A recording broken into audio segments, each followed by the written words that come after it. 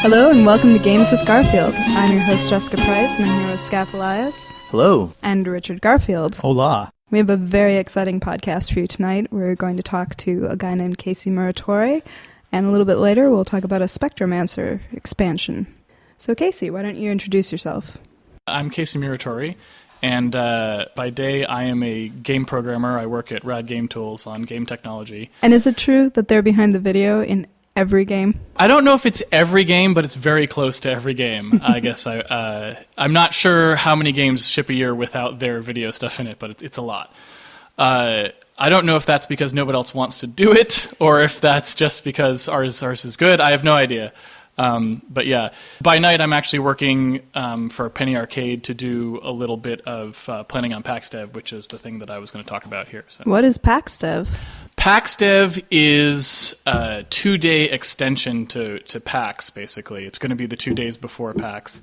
And although they're kind of adjacent in time, they're separate events. So the main PAX Prime, which happens, I guess, at the end of August, beginning of September, traditionally, is sort of the gaming event. And then there's going to be a developer-centric event that's only for game developers.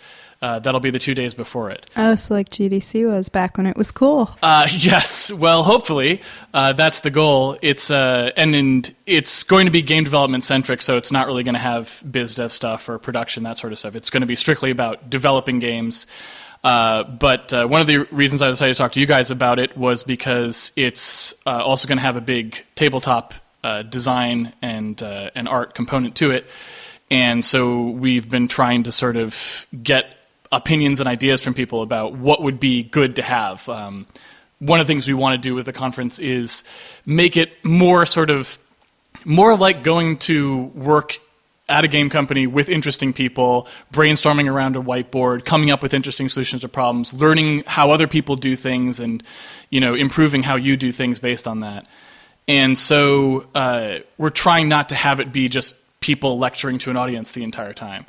So it prompted the decision PAX has always been very fan-centered. What prompted the decision to do a developer-only component? Developers, actually. A lot of developers just wanted to have a developer event that they could have, because PAX is very large, right, and it's full of gaming stuff. And there's really not much you can do in terms of having developer things there. Because, it's already filled to capacity. There's nothing, they're out of space already. Oh, yeah, I know. I used to go there a day of and pick up a badge, and last year right. A couple of my colleagues were giving a panel, and so I told them I'd come, and I show up, and I'm like, okay, where do I buy my pass? And they're like, nope. You didn't get it on the internet beforehand? Yeah. We're sold out. We should probably interject to hear exactly what PAX is. There's probably a number of people in our audience who don't recognize it. It's a pretty exciting local show that's become quite big over the last few years, and one of the reasons it's so exciting is because it has a huge video game presence, but it also has a reasonable paper game presence, and so this extension into focusing on game development and incorporating both paper and computer games is pretty original. Yeah, the name PAX stands for Penny Arcade Expo, and the name actually comes from, there was a game-focused comic strip on the web called Penny Arcade, and the community grew up around it and eventually got to the point where they were able to do their own convention, which has, I think since E3 became much more industry-focused, has become the biggest gaming convention open to fans in the country. So it's really grown up very quickly. So how did you get involved with putting together this developer conference? Well, I've been friends with some of the people at Penny Arcade for a long time, and so really I just kind of came on to get things started a little bit. They obviously are not developers. Penny Arcade, they run a comic and they run a convention. So developers were asking for a development conference, but of course they need some developers on board to kind of get things started. I think once it's established what PAX Dev is, how it works, and so on, then it can be very community run, kind of like PAX is now. But at least at the outset, it's just kind of helpful to have some developers who they know and can work with to just kind of get some stuff. So I was just kind of volunteering to be like, I'll go talk to some people, and mostly what I've been doing is I've been trying to talk to developers in the industry about what would be cool new ideas. Like, what could we do at this conference that's different from what's been done at conferences before? What gets you excited to go to a conference again?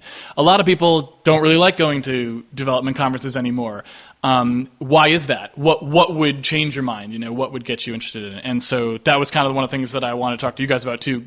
Tabletop-wise, is like, are there good tabletop conferences now? What would make you excited about going to a conference? What would your ideal conference look like? Who would be there? What would you be doing?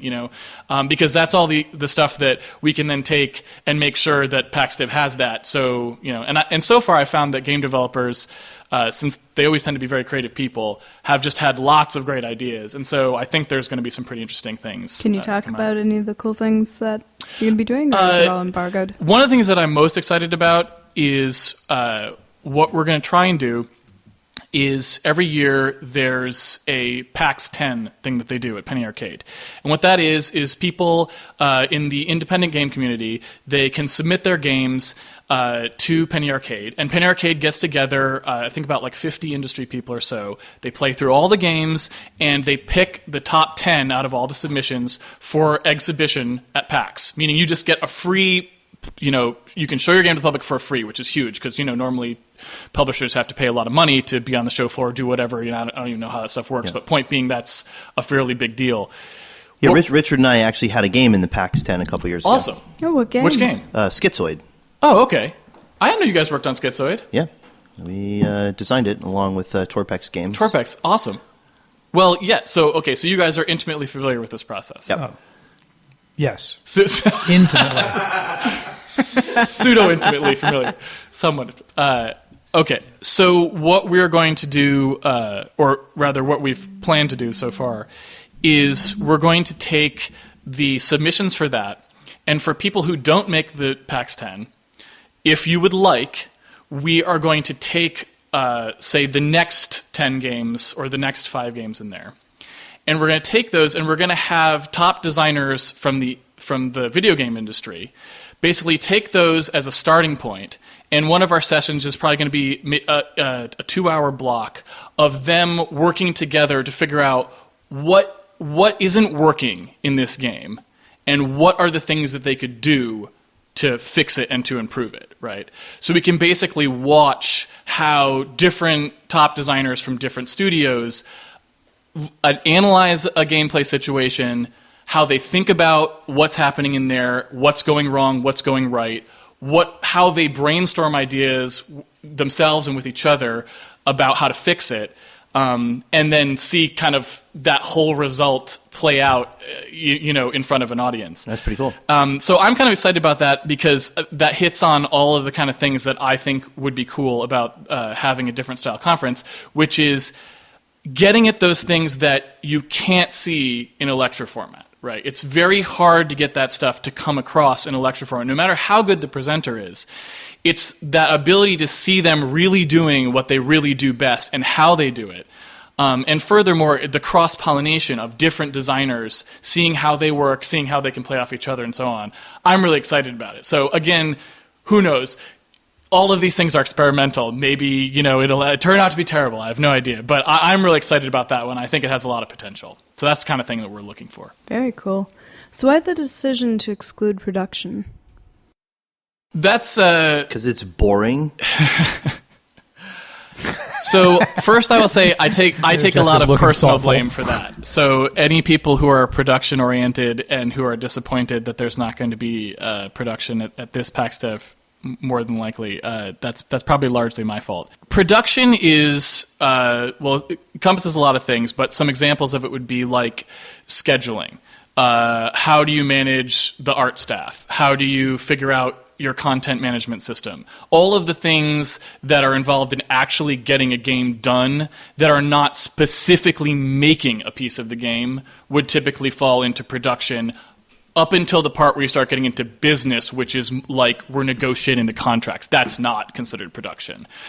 So it's a very wide swath on a modern game, if it's a AAA game, you're talking about a very large swath of potential work there. Producers and associate producers, people who are working on like tools systems even to some degree, like there might be entire database management teams or something doing stuff like that would technically be considered production. Oh yeah, because just speaking as somebody who works in a major game developer and does not particularly enjoy production and yet continually ends up having to do a lot of it, better ways to do that, ways to get it out of the way efficiently would seem to me to be something that I would think most developers would be really interested in. And I totally agree with that. And so, like I said, since I take some responsibility for that, I'll take the blame for that. I'll give the explanation of why I was pushing for that. It's not fun, I get that, but as far as what's useful. So the reason for that was, personally, I feel that where you draw the line of what you cover at a conference has less to do with whether or not that content is valuable to discuss versus what the focus and mental space of the attendees will be when they are there.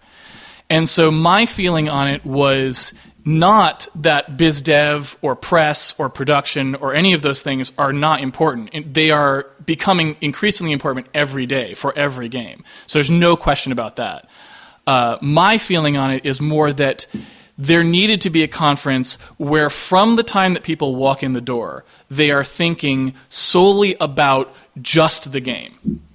And to do that, you have to sacrifice, I think, several totally valid topics for game development in order to keep that mental space of like, we're not going to worry about how much it costs to make this game. We're not going to worry about where we're going to get that money. We're not going to worry about how to get everyone on the same page. We're not going to worry about diversity issues in the workplace. All of those things that could totally be make or break your game, we're just not going to think about them at this conference. And so that's part of the reason why it's got the narrow focus that it does, is to see, at least for this first year, what happens if we keep it very tightly focused to we are making just the game today and let other conferences, because there are a lot of other development conferences, keep sort of the wider net because there are plenty of places to go to talk about production, and I think that's good. So hopefully does that answer the question? That in itself sounds like a fresh approach, which is going to have a lot of appeal, I think.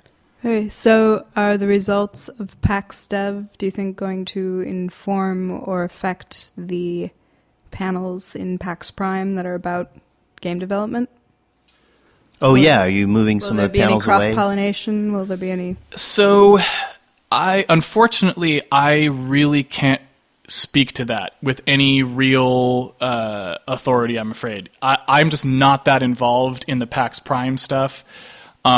Largely because I work on a volunteer basis for them, so I only have so much time to really spend on getting to know the whole pipeline. So if they paid you, you'd do a better job than you're doing now? No. Yeah, I gave them as much time as I could. They're very nice to me. I just simply don't have the ability to take an actual job there, right? That's not something I can fit into my schedule. But it seems like it would be really cool if you're getting all of these, AAA game designers together anyway. It seems like it would be cool to do a panel at PAX Prime for, the people who want to get into development, people who may want to design their own games, sort of being the what we learned from PAX Dev. I totally agree, and at least personally, my hope is that if anything, having PAX Dev right before PAX Prime is going to lead to even more developers being at PAX. I know that a lot of developers do go to PAX now. Some of them participate.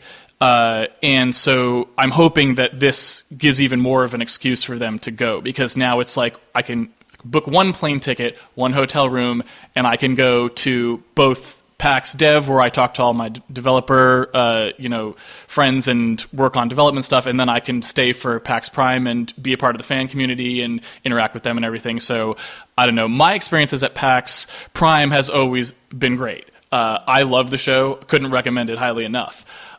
So my hope is that happens. But that said, I'm not involved with that at all, so I really don't know what'll be happening there. I do suspect that if there are submissions, because PAX Dev does have an open submission process in addition to curated content, I suspect that if there are submissions which really aren't that appropriate for PAX Dev, but that sound like good stuff from game developers, I'd be really surprised if the suggestion wasn't, hey, let's do this as a PAX panel. I mean, it's the natural thing to do. Yeah.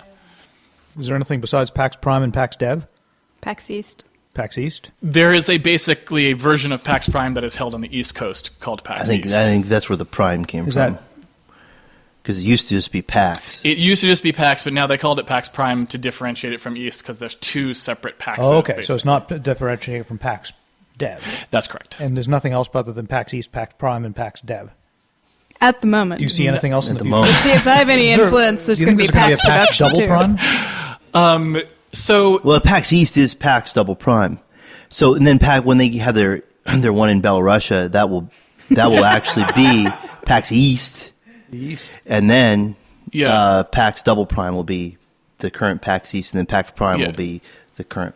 Assuming PAX that Prime in this case means derivative, then no, it would seem like there would have Prime, to still be a Prime PAX, means right? not, Oh, okay. Yeah, Prime. I'm thinking Prime, like when you're in math, you're like F Prime, F double Prime being the second derivative. Well, that's what I was thinking, but then maybe it's Yeah. just a prime cut of meat. It could just be Prime. Like this is Prime. But then again, what's an East cut of meat? That I don't know, right? But I don't think I want to eat it. Yet I've heard PAX East is delicious. So I'm confused. Again, these are questions for them, not me, because I really don't know. I think it's I'm imagining it's more of a science fiction Prime. Like this is Earth Prime. Oh, like the Metroid Prime. Yeah. Okay. Yeah, so this is the biggest, baddest PAX of them Yes. all. I think. Okay. I imagine. Well, I mean, it is, because right? Presumably, yeah. It's not just the PAX biggest, Alpha. baddest PAX. It's the biggest, baddest gaming convention. Thing that there is. Yes. Okay. Indeed. All The right. biggest, baddest thing outside of Japan. outside of Japan. So, Casey, what games have you worked on? Games have I worked on? Yeah.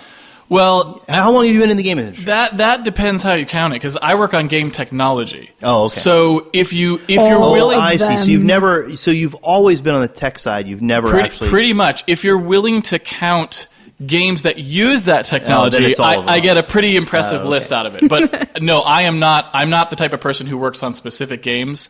see. So if there was a particular game that you love or hate, I am in no way responsible for anything other than perhaps like the character animation in it or the video playback or something like this. But yet, you you were chosen for the development side of the conference. So that I was wondering if you had actually done design. Well, you have to remember that this development conference is not just design. I'm talking about design mostly because you guys are designers. Right. But this conference has a heavy programming component to it. Too. Sure, but So then it's again, you more- weren't programming specific games either. You were programming tools, right? So Well, these are components that are core components in games, if that makes sense. So, like all of the character animation in various games, like say Age of Mythology or something like that, right? Was something that I wrote. So I'm very familiar with all of the tech stuff, and because I've worked with so many other companies since they all use the licensed technology, I'm in a good position to work with them, right? Like, so that's mostly why it's useful for me to kind of go out and be the person who talks to people about doing that sort of stuff. I don't know anything about game design, like zero. So in Age of Mythology, I thought the Minotaur walked with a little hitch. Is that your fault? That would be my fault, probably. There's that really got to me. There's a long list of games that use character animation and stuff that I wrote, and if there are hitches in it, it was probably because I made a mistake. I'm totally willing to cop to that. So what are Richard and Skaff, people who've worked on card games and tabletop games and board games, from that angle, what sort of panels, what sort of discussions would you think would be really useful at a developer conference? I like the part in the bar afterward where people drink and criticize each other. And tell horror stories about other people that were at the conference? Well, actually, I'd drill down on that, unless that was totally in jest. Nah, it was not totally in jest. So tell me about this. You at the bar after a conference. Sure. Everyone's getting a little buzzed. Looser, yeah. Right. And you're saying they're criticizing each other? How so? Oh, sometimes you get Richard's laughing. I know that this is going. Yeah. It's not pretty. No, I was sort of famous for putting my foot in my mouth at those sorts of things. Yeah. Okay. Oh, do share. No, that's all right. But you liked this said part of douche. conventions, you say. I do. The horror stories are fun, and then sometimes, like I said, yeah, people will be able to speak a little bit more freely in these kinds of settings, and I always find it really interesting when person X, instead of saying, "Oh, we love this," and blah blah blah, and "Oh, that was a great game," and I really like it when people just dive in and start Just rip on something, because Yeah. you, especially when the person is someone you respect as a designer, you get a lot of insight into what they really think when they're maybe not necessarily talking to a general audience and they're saying that game sucked because of this. And that's the sort of thing that these conferences are great for, because you go and you listen to the panels, and the panels are good, but then afterward, if you're paying attention, you can actually learn a lot more. And sometimes they're talking about like classic games like Zork, right?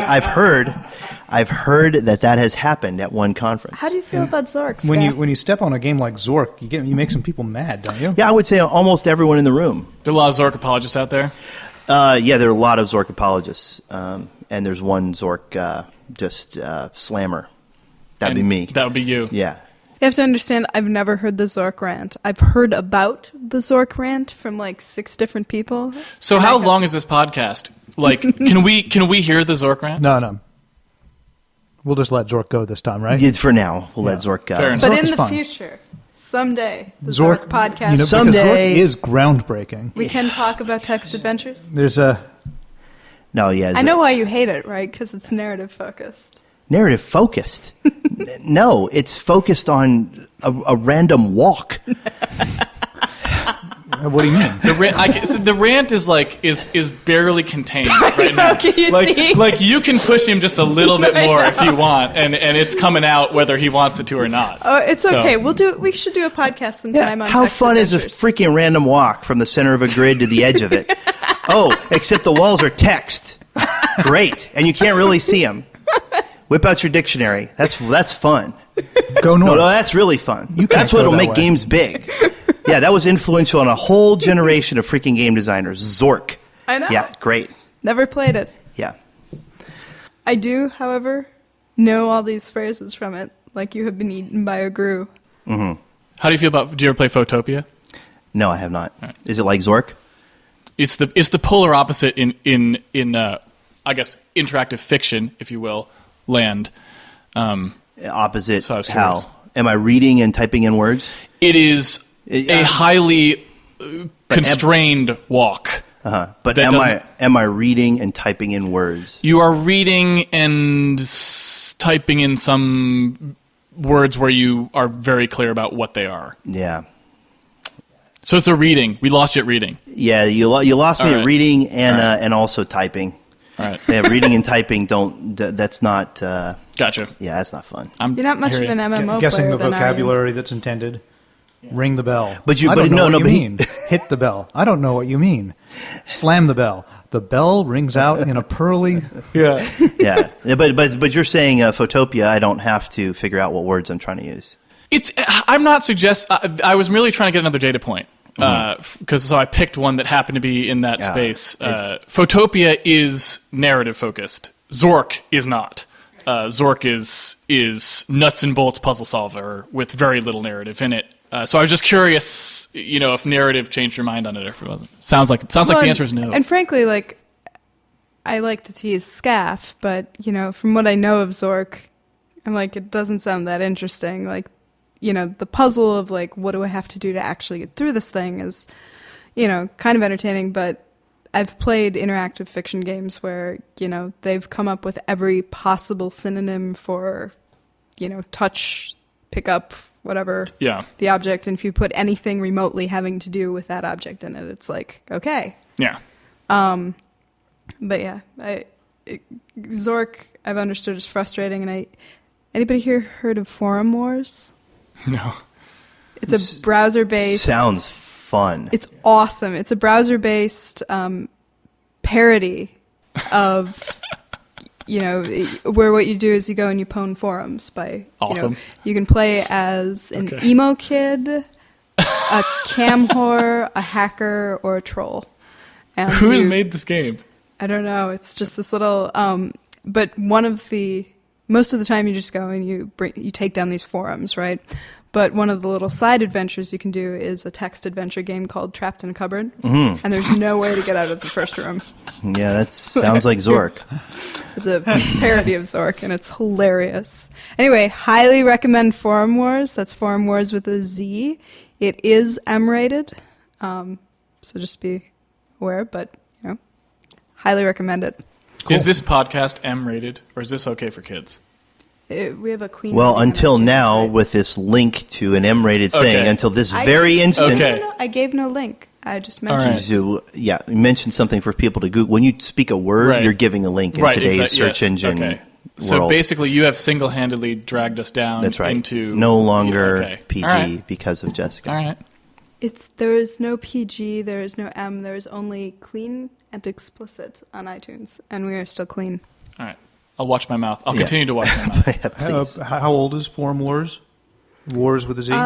There are now 3 episodes of it. The first episode was free, and then they started charging for the second one.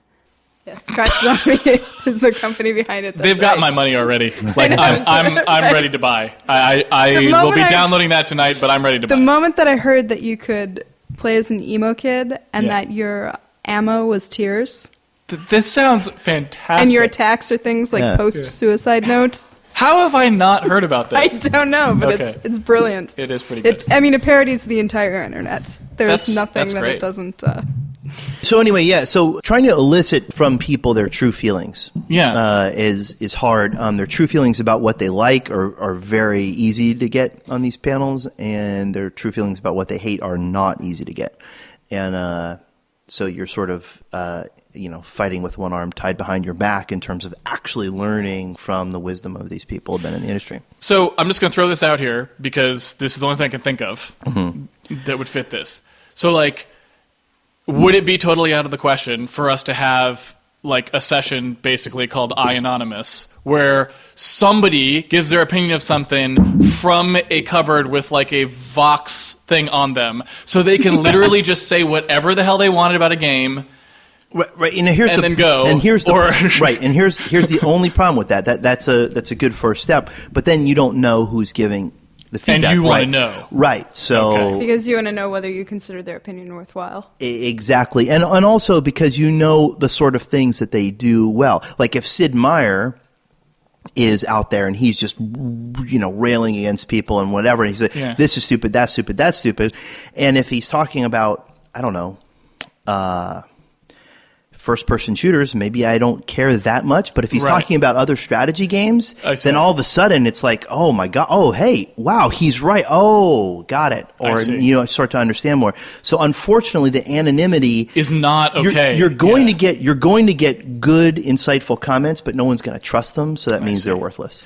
So I guess the only real thing we can probably do is liquor up the panel beforehand. Liquor up the panel as much as possible, which I think even the panel will be in favor of. I'm guessing. That's true. Well, I wonder if you could I wonder if you could get sort of the same thing with maybe not as much specificity, but with here is my particular genre of games that I work in, and here's what not to do. So at least you have some context for the person's... It is, and and that's all helpful. And you can do sample games, like if you, again, it's hard because the conference is such a short time, and so if you gave everyone a sample game at the beginning of the conference to play for an hour, then you deconstruct that sort of thing is good. But you're going to say, oh, well, that's just, those lessons are a little bit harder to apply than if it's a major game that's been on the market, released, and everyone's played it a bunch, and then you can start tearing into it. But what specifically from a board game, card game, tabletop, do you have anything you'd like to see? Besides the how could you... that's great for any genre. That's an overall... But specifically... So specifically, what would we like to see for card and board games? Richard doesn't want to... So here's... Richard's only interested in talking. No, I mean, like I've been lured into many, many talks with enticing titles like that, and sometimes they have something interesting to say, sometimes not. So it's hard to, like I'm picturing trying to be excited about reading that description, and that would excite me, and then I would be disappointed. So here's a question for you that's perhaps a little bit more specific about that, though, which is, because by and large, I actually feel roughly the same way you feel. A lot of times you read something and you go to the lecture and there's maybe 5 minutes of it that were what I wanted, and then it was 55 minutes of me not getting that, right? Yeah. And that's one of the reasons that, I've been pushing for, let's try different stuff. So the way that I've found that a lot of these ideas come from is like, don't think conference. Think, when have you actually learned something from another designer in life, or if that has ever happened, and what kind of circumstances are those? How do we recreate more stuff like that and less stuff like people getting up and giving lectures, right? So I don't know. Again, not being a game designer, I don't know how game designers best learn from each other, or what kind of situations they work best in. One of the things we were talking about, for example, is one of the rooms we were going to set up as it's just got tons of board game design stuff in it, so that at any time during the conference, if people want to try something out, it's there and it's ready, right? Mm-hmm. And so, like, we're open to anything that people think will create the kind of environment where people can learn from each other and have good ideas. So what have you learned from other designers, Richard, directly? Anything? No, I learn from games, right? Like, I don't learn from designers. I learn from designers indirectly. I play a lot of games. Interesting. Right? When like you see my walls of games there, yes. they're research, right? And yeah. I like getting them out. I like playing games that I don't even end up liking and analyzing what makes them tick and why they're, what's good in them and what's not.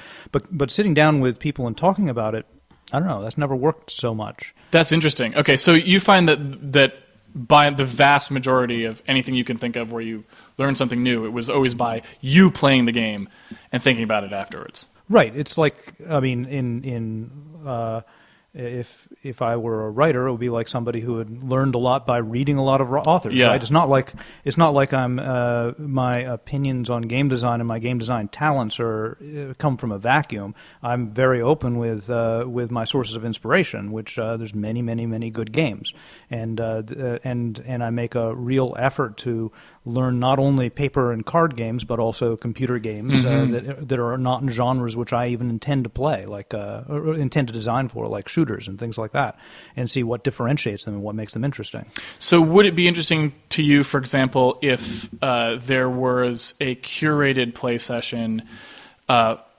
by, for example, people who were experts in some genre that was very far from yours? So, for example, if there was some kind of a curated play session for first-person shooters where somebody who was an expert in that was going to go, here are some things we've set up. They're brief segments of various games that I think highlight very interesting things that people may have missed if they don't study this genre. Yeah, that'd be pretty cool. Is that the kind of thing? Yeah. And maybe you could do one, for example, that was that for board games. It's like, here's a set of games we're going to play, over the course of 2 hours or something like that.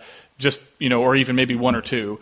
And because there are things I think that's important for you to experience as a designer that you probably wouldn't because they're not super popular, that kind of thing. That's possible, although the time frame there may be It's tough. tough. Like Yes, when that's you're true. talking about like traditional card games and things like that, it'll take you an hour before a lot of those games will take you an hour before you can start to feel comfortable enough to begin to understand what's going on. But one of the things that you do that might be really useful to talk to other designers about is, I know that with a lot of your games, you keep track on the cover of like who won, like what they were playing, like if there are different characters or if they're different. Sure.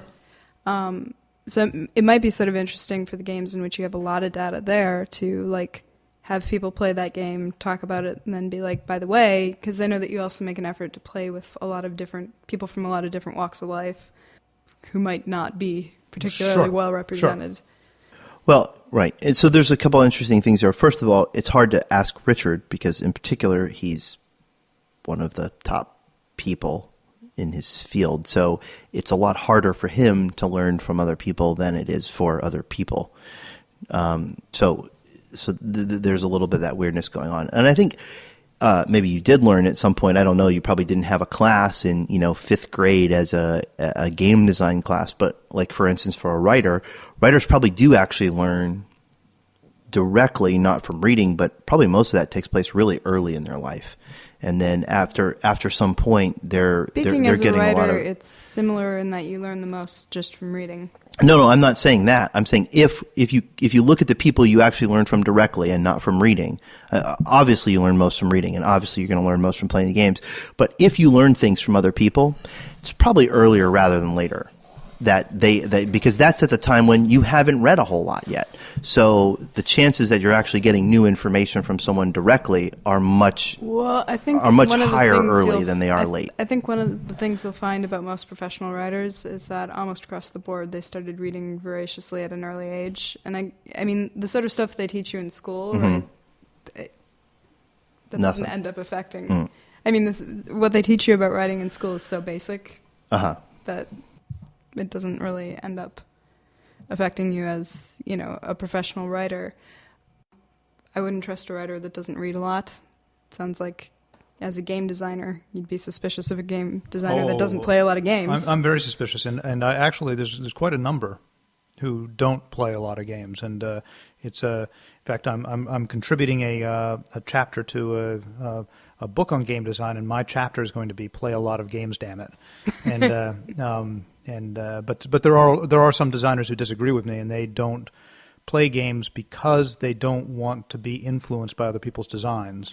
But for me, that's putting them first as designers. It's about them. Whereas if it's about the game, then they should read other people's designs because that's how you're going to make the best game. There's actually a funny article on Cracked just recently called something like 5 things that you think are ruining movies that have been around forever or something like that. And one of those things was adaptations, sequels, copying plots that have already been done before. And they pointed out that throughout history, every great writer, most great artists all steal from other people. Shakespeare wrote 4 plays where we can't immediately point to something that he was adapting. So yeah, it seems the idea that you're going to be able to generate all the ideas that you need to yourself without inspiration from other people seems naive. Yeah, at best. No, that's certainly my egotistical opinion. At worst. I think it's much better for games to draw from a lot of sources and be open with your inspiration. So we said it would be great if, just to sort of summarize, it would be great if there were a way to get real criticism. Which is interesting, and that's definitely something to think about. Obviously, we can provide and are going to be providing the space around the convention, like all of the sort of things that aren't rooms in which something is happening right away, are set up for people to talk with each other. There's just a huge amount of space devoted to that. So we can get some of that personally, but in terms of how to get a structured way of getting that criticism, that's a really interesting problem. Alcohol may be the solution there's another possible solution. We need a new sponsor. Just before you give your other possible solution, even Richard's curated play session seems like if you're sitting around a table with a bunch of designers playing a game, people are going to say things like, they might be more open. Yeah, that's true. The other possibility is if you get the designer of the game to specifically lead the discussion on the criticism of their game, people will kind of rip it open. Himself, kind of a thing. Well, not necessarily himself, right? But if you feel like if he says, "Okay, take your best shot," that'd be fun. Is do a game roast. I was just it's like thinking, honoring the game, but at the same time just cutting it up, mocking the right. And wow, yeah, like GTA that's could very certainly stand to some roasting, right? Sure, like all the stupid stuff in it. Yeah, and the thing is that would work. I think it would work much better if the designer were there, if the lead designer were there. Yeah. And if it was, and he were in good. Sure. Yeah, because then you don't have to worry about. If he kind of gave you permission, is basically exactly. Saying, you have permission for an hour to rip on my game, and I'm swimming in a pool of money out back anyway, so it doesn't matter. You do it with successful games. And you don't have to, and whatever's said, the designer would be hearing firsthand, so you don't have to worry about Sid Meier talking to somebody and being like, at PAX Dev, Richard Garfield said this about your game. Yeah. Right. Yeah, so in fact, you could. I like it. That sounds great. Yeah, like a series of those kind of things. You could even do 2 or 3 different ones if you could get the designers depending on how many designers would be willing to. Yeah, just be roasted. Yeah. Well, and I think maybe if you only did one from each genre. Right, you could kind of select. Because I feel like if you did 2 FPSs in a row, right, and so the first one goes on, and then that designer comes down and it's all burning, and so it's like, well. That's not so good.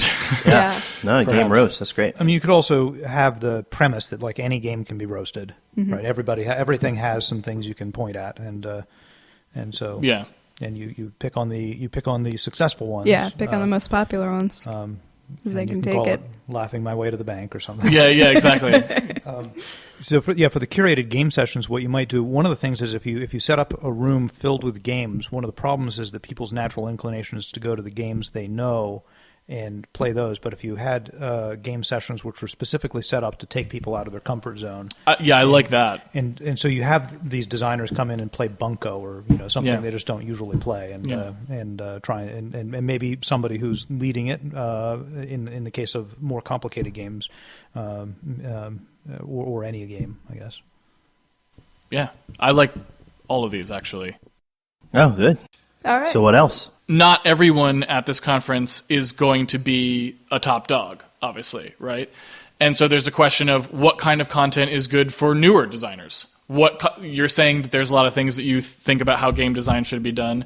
Do you have any ideas along the lines of like, okay, so for the less experienced people, what's a good thing? What kind of content should, if you take some greener folks and you want them someday to design games that aren't crap, what do we start with? What do we do for tabletop? Well, we just wrote a textbook We did. that Seriously? So what you do is you Yeah. go out and buy their textbook. Yeah, now would be a really good time to plug Yeah. that. Buy the damn book. Well, except is it the book's called? not out yet. The book is called Characteristics of Games through MIT Press, and it will come out about a year from now. Can you Whoa, pre-order it really? on Is it a Amazon year? yet? In 9 months or something like that, yeah. Can you pre-order it? sign, Or? Can you sign up on Amazon for You can pre-order it through notification? us. Here's an address. Just- Leave this money in a mailbox. Just send some money Yeah, okay. and Okay. Yeah, no, I don't believe you can. Although actually, you could contact MIT Press and ask them about it, and that will only help the book come out sooner. So, I didn't realize there's such a huge lead time. That's And impressive. so our flying monkeys. well, what happens Go is forth. I believe there's these release windows, and we were supposed to release around now, and we missed it Okay. for various reasons. So now you are in a different window. We are those now in a birds different that window. crash into windows. That was you. That's us. And you're waiting for it to open again. We're all like stunned. We're on trying it. to see Yeah. if we're going to revive ourselves or not. There's Okay. some preprints floating out around there. I think where does Eric Zimmerman teach? He uses it at where's he? Well, Probably I was NYU, at NYU. maybe? I think he was at NYU. Yeah. So there's some preprints floating around, and we taught a course at University of Washington for a while that used large chunks of it Okay. and made sort of early copies of the chapters available to the students there. So there's stuff out about it. It got a lot more polished through the process of actually writing it. So because there were editors and stuff. Yeah. Yeah. I was so offended Shocking. when they added editors to this project. Yeah, I know. Yeah. Seriously. Almost walked out, right? You're just like, I've had it. Yeah. Yeah. Yeah, I hate editors. I don't like my spell checker either. Yeah, it sucks. It's you I know don't- what? It's constantly taunting with that little red line. Yeah, it stifles my creativity. Damn you, red line. Yeah. Right click, add to dictionary every time. Anyway, so It's a word if I say it's a word. And not before. yeah. So anyway, that's one thing is read the book or take our courses. So the thrust of the book is it's trying to establish. There's this idea that when you get into college and you decide to take a film course, you've already have this you've already got 12 years of education in various aspects of storytelling. Yes. But when you try to get into games, you've got no formal education in games. Right. And so the book is focused on really basic stuff, like just talking about what the different aspects of games there are and trying to establish a vocabulary for them. And we also try to tie together a really wide variety of games. So, for instance, the beginning characteristics we talk about are really simple. They're things like the number of players and how long the game takes. Okay. And there are different implications to your game if it has two people or two sides of two teams or three or more people or 13 people or one person. All these things have effects on the games. And so then once we start talking about those effects, we tie it into paper games, board and card games, computer games, sports, game shows. I see. And try to keep games as this one large family rather than what is usually treated as, which is as people are just interested in trading card games or just interested in first-person shooters or something like that. Well, it sounds like you guys would be perfect for for suggestions on what to do for introducctory content. Then, yeah. Well, we would have things to say because basically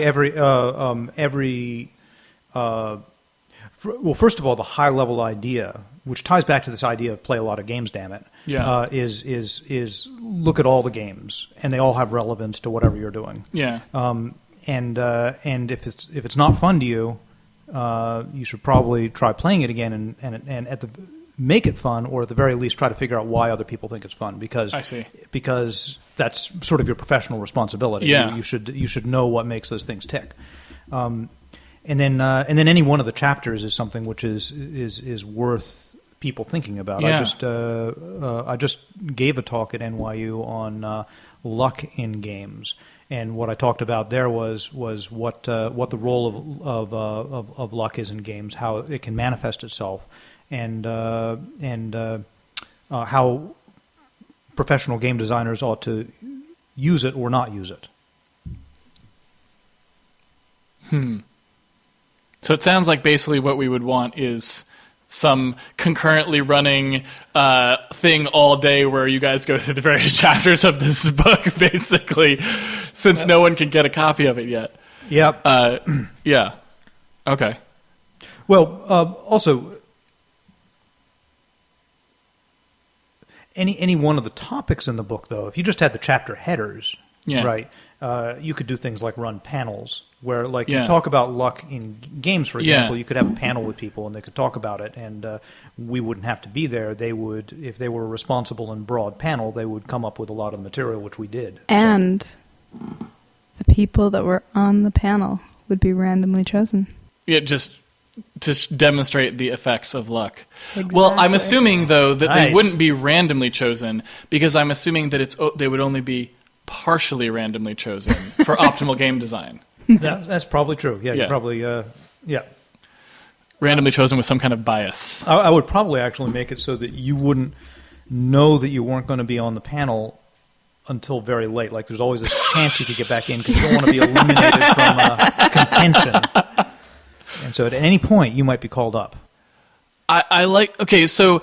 I don't think this has necessarily any content implication for the conference, but I like the idea of a panel where the goal is to be on the panel at the end of the day, but there's some very highly structured set of arbitrary rules that involve who can be on the panel, kind of like what you're saying here. Yeah. And so maybe this panel is only like 10 minutes long, and it doesn't really have a topic other than awesome people is like the topic of the panel, so right? And everyone wants to be on that panel. So it's the equivalent of, wasn't there a metagame? The Omegathon. The Omegathon, right. It'd be so the it's Omega the PAX Dev version. Right, and so it's a popularity contest. After each panel, people can vote on the speakers. Oh my goodness. It's like Survivor for panels. Survivor for panelists. Yeah, I just posted the rules to this game on our website called 11 Plus, which is you play the simple NIM game, and every time you finish it, you add a rule to it. So you could have your panel run in that sort of way, where what happens is there's 4 seats on the panel, and there's some rules, and they have to keep on iterating those rules, and every minute or so, the audience makes new rules that they have to follow. When people fail to follow rules, then they get kicked off the panel, and somebody else goes up, and so then the structure would get more and more ornate until it collapsed under its own weight. And there just simply couldn't be a panel anymore, so it ended. All right. I like it. I think we'll have to figure out a way to do this. So we'll have to work this in somehow. And that definitely should involve alcohol. Yes. Yeah, that's probably true. That's probably true. Oh yeah, so one scheduling thing, like for your game roast, and probably for this nonsense that you're talking about, is the later you schedule it, the better, and with a break, a dinner/bar break. Right. So you basically have it so that people can get loaded Yes. and then come to a panel. You could even call them after happy hour panels. Okay. That actually is a really good idea. Yeah, I mean, and I'm not even literally saying that is a very good idea. Yeah, literally call them after happy hour panels. Yeah, instead of AM and PM, you'd have like before happy hour and after. AH and PH or Yeah. Yep. In the evening, you just have drunk game designer conferences or panels, and so then you have like the drunk Sid Meier thing, and you just make sure to get him to get his drink on. You could have the and drinking contest, then panel. Then panel. One other very tactical suggestion is is if you went to local bars around the area and said, oh, hey, if you give people that show their badge $1 off a beer, we will put your name on the list of bars doing the happy hour panel, right? So they go in, you get $1 off a beer or whatever, and then those 3 or 4 bars are listed, so all the people go over there and drink. So everybody, it's a win-win. Everybody wins. Right, so you are definitely tactically setting this up for maximum amount of inebriated paneling. Inebriated, I like honest the way you're. paneling. I have no problem with that. Yeah. I'm not against this plan. I'm In just saying it's Vino very Veritas, cunning. right? Yeah. I just, run it by your lawyers first, and I did not suggest this, Right, except in jest. If anything were to happen, it would be in no way because of your suggestion. Certainly, Right, because my suggestion was purely in jest. Is Kirk, of course, Disclaimer. and my agreement with that was right. also purely in jest. Yeah. So anyway, but And that might be a good idea. And And now Or it's should we say, all- instead of in jest, perhaps imbibe? That's Shall right. we say? Yeah. So, because that's the main thing. Like I noticed at GDC, the main reason to go to GDC is actually drunk free, with people. just free alcohol, because you go to GDC and you go afterward. You can kind of wander, even if you never went to the conference. You can sort of wander these hotels afterward and all the little conference little rooms. weird. There's Yeah, all it these is a little sponsored weird. sessions, and they're Yes. just pouring. Yeah. And I don't know that. It's pretty clear that the bums in San Francisco have not quite figured this out yet. Yes, that's going to be the ant trail from hell. When when one dude makes it in there, it is over. It right? is It is over. just full on over. Yeah, back to San Jose. Yep. Yeah, that's right. Now that we have solved every problem that anyone has ever struggled with in how to put together a game design, Yes, to get into. finally and totally. a game design conference, we will bid you good night. Thank you so much for joining us, Casey. Thank you for having me. Game developer listeners, plan to attend PAX Dev, and everybody else plan to attend PAX Prime, because both of them will be awesome. And next week we will talk about a very exciting Spectromancer expansion called Truth and Beauty, and that is at www.spectromancer.com. Would you like to repeat it, Skaff? What was that? Repeat what? Repeat www.spectromancer.com? I think our listeners know by now they're not idiots. No, what? That it's at www.spectromancer.com. Oh, yeah, that. Yeah. Since I'm actually new to this podcast, I'm sorry, I'm not sure what you mean by this. Like, if I go to www.spectromancer.com, I'll be able to, look at this game or download it, for example? Absolutely. More than just If- look at it. You can play it for free. If you go to www.spectromancer.com, you'll be able to download a free version and have a lot of fun. Well, I know what I'm doing after the podcast. On that note, we'll bid you good night. This is Jessica Price signing off. Good night for Skaff Elias. Good night for Richard Garfield. And good night for Casey Muratori.